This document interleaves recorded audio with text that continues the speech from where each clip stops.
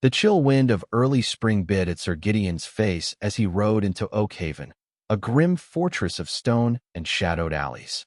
The sheriff of Oakhaven, a man named Theron, had long held the town in his iron grip, his cruelty a whispered legend. Gideon, a knight of quiet renown, was merely passing through, seeking respite from a long journey. He was a man of noble birth, accustomed to comfort, yet his heart often felt a vast, echoing emptiness, a solitude he'd come to accept as his lot. His peace, however, was shattered the moment he saw her. A young woman, no older than 20, stood defiant amidst a crowd of jeering villagers and sneering guards. Her hands were bound, and tears streamed down her dirt-streaked face, yet her chin was held high. Beside her, a boy, perhaps 5 years old, clung to her tattered skirts, his wide, fearful eyes fixed on the spectacle. Sheriff Theron, a hulking brute with a sneer etched permanently on his face, stood before them, his voice a guttural roar. "This woman, Alara, has dared to love against my decree," he bellowed, his gaze sweeping over the terrified onlookers.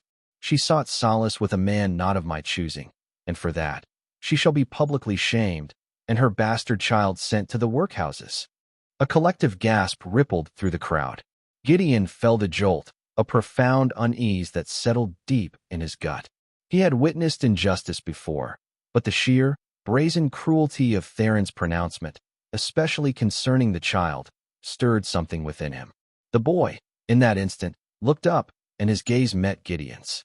It was a fleeting connection, yet it held an unspoken plea, a desperate spark that ignited a flicker of something long dormant in Gideon's heart. He dismounted, his movements deliberate, every eye now turning towards the stranger in shining armor. "Sheriff Theron," Gideon's voice, though calm, cut through the tension. "What crime has this woman committed that warrants such barbarity?" Theron's eyes narrowed, sizing up the lone knight. "This is none of your concern, stranger. I am the law here." "The law," Gideon countered, stepping closer, his hand resting lightly on the hilt of his sword, "should serve justice, not cruelty. To punish a mother for love, and to condemn an innocent child to a life of servitude, is an affront to all that is right." He met Alara's tearful gaze, then looked at the trembling boy. A strange, fierce protectiveness surged through him. He didn't understand it, but he knew, with a certainty that resonated deep within his bones, that he could not simply stand by. The initial flicker of concern had morphed into a determined flame. This unexpected encounter, this raw display of injustice, had just set him on a path he never anticipated. Sir Gideon's challenge hung in the air, a palpable tension settling over the square. Sheriff Theron, unused to such open defiance, bristled. "You overstep, knight. This woman broke my decree. Her child is a mongrel, a shame upon this town, and the man she lay with, he fled like a coward." Theron spat, his eyes gleaming with malicious pleasure. A vagrant, he was, with no name and no standing. Just like this child. Alara, though weakened, found a flicker of strength. "He was not a vagrant. He was a kind man, a scholar, and he loved me." Her voice cracked, a sob escaping her lips. The boy, still clutching her skirt, buried his face in her side, trembling. Gideon's gaze lingered on the child. Something in Theron's words, no name and no standing, struck a dissonant chord. He remembered fleeting stories from his own youth, whispered tales of a distant relative, a scholar who had vanished years ago, presumed lost to the world. A man of quiet disposition, known for his love of ancient lore and a deep, almost uncanny connection to the past. He dismissed it as a fanciful notion, yet the seed of curiosity had been planted. He turned back to the sheriff. "Perhaps this vagrant had a name, and a history you'd rather forget, Sheriff. Release the woman and the child. I will take them under my protection." Theron scoffed, drawing his sword. "You truly believe you can stand against me, knight? My guards outnumber you." Just then, an old woman, frail and bent with age, pushed through the crowd. Her eyes, though clouded with cataracts, held a piercing wisdom. "Sheriff, you lie," she croaked, her voice surprisingly strong. "The child's father, he was a good man. He carved a wooden bird for me once, a robin. He said it was a symbol of hope and new beginnings." She looked at Gideon, her gaze strangely knowing. He spoke often of his family, of a crest, a lion rampant on a field of azure. Gideon froze. The lion rampant was the very crest of his own house, an emblem his family had borne for generations. His heart pounded in his chest. Could it be? Could this vulnerable child, this boy condemned by a cruel sheriff, truly be connected to him?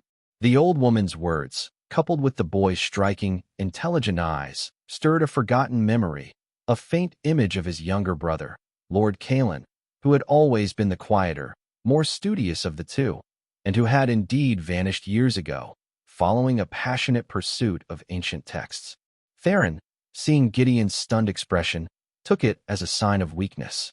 He lunged forward, but Gideon, regaining his composure, was faster. With a swift movement, he parried Theron's attack, the clang of steel echoing through the square. The truth, or at least a significant part of it, was beginning to dawn on him, tying him irrevocably to the fate of Alara and her son. The stakes had just risen beyond simple justice. They had become deeply, profoundly personal. The square erupted into chaos. Theron, enraged by Gideon's skill and the old woman's revelation, bellowed orders to his guards. But Gideon, fueled by the staggering realization that he might be looking at his own nephew, moved with a newfound ferocity. His sword, typically used with restraint, now danced with a purpose that surprised even him. He disarmed Theron's guards swiftly, their crude movements no match for his practiced precision. Theron, seeing his men fall, made a desperate lunge, his face contorted with malice. "You'll regret this, knight," he snarled, but Gideon met his attack with a powerful parry, knocking the sheriff's sword from his grasp. With the tip of his own blade at Theron's throat, Gideon's voice was a low, dangerous rumble. "Tell me, Sheriff, about the scholar. The man Alara loved. What became of him?" Theron, cowering, spat his confession. He tried to stand against me. He spoke of rights, of ancient lineage. I had him disposed of, buried him in an unmarked grave by the old willow, outside the north gate. His eyes darted nervously towards Alara. He claimed this boy was his son, and that he was of noble blood, but I wouldn't believe it. Alara gasped, a heartbroken sob tearing from her throat. The little boy, sensing the shift, looked from his mother's anguish to Gideon's unwavering gaze. Gideon's heart twisted with a mix of grief and fierce resolve. His brother gone, but a part of him remained, here, in this innocent child. And the proof? Gideon demanded, his voice ringing with authority. What proof of his lineage did he carry? A locket, Theron blurted, desperate to save himself. A silver locket with a lion's head engraved upon it. I took it from him as a trophy. Gideon's eyes blazed. That locket was a family heirloom, passed down through generations, always carried by the youngest son. It was the undeniable truth. He quickly confiscated the locket from Theron's personal guard, confirming his deepest suspicion. With a roar that shook the very stones of the square, Gideon arrested Sheriff Theron, handing him over to the now subdued townspeople to await justice from the king's law.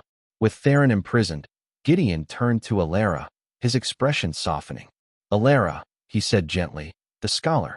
Callan, he was my brother. And this boy," he knelt, holding out the silver locket. "This is proof. He is my nephew." Tears streamed down Alara's face, not of sorrow, but of overwhelming relief and burgeoning hope. The boy, initially hesitant, reached out and touched the locket, then looked at Gideon with eyes that mirrored Callan's. In the days that followed, Gideon ensured Theron faced the full weight of royal justice. With the town free from tyranny, Gideon brought Alara and his nephew, whose name, Alara confirmed, was Leo, back to his ancestral castle. The grand halls, once echoing with Gideon's solitude, now resonated with the joyous sounds of a child's laughter.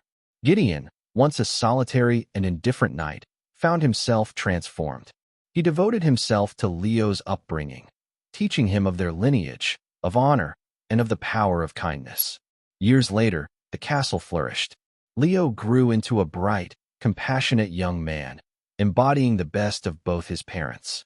He often visited the old woman in Oakhaven, carrying the robin figurine his father had carved, a symbol of the new beginnings they had all found.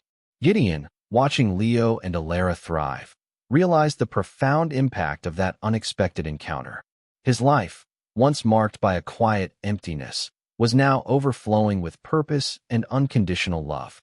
The cruel sheriff had tried to forbid love, but when a lone knight defied him, a miraculous bond had indeed changed everything, forging a family from the ashes of injustice and proving that true connection and compassion were the greatest rewards of all. If you liked it, subscribe to the channel and enjoy these other amazing stories.